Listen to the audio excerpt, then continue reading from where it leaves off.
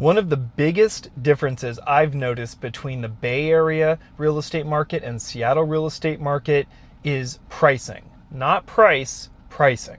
What I mean by that is, especially in the East Bay, but is true kind of across the greater Bay Area, is the listing price that you post on a listing has almost nothing to do with what it's actually going to sell for.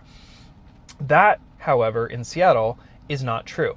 Where in the Bay Area you would expect something between a 20 to 25% markup between the list price and sales price on average, most houses deliberately underprice. It's sort of this gamesmanship that we play, and it creates a blind bidding scenario, which creates a whole bunch of other issues, which I'll make another video about some other time. In Seattle, it's a lot more transparent in the pricing model. That doesn't mean that it's not competitive.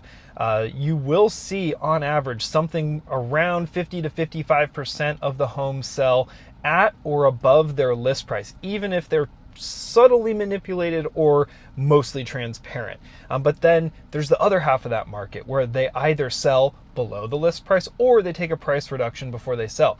That other half of the market doesn't really exist in the Bay Area. And that's partially because of that manipulated listing price. So when you're shopping on Zillow and looking around in Seattle, you can have a little more confidence in the number that you're seeing has something to do with what the seller's looking for.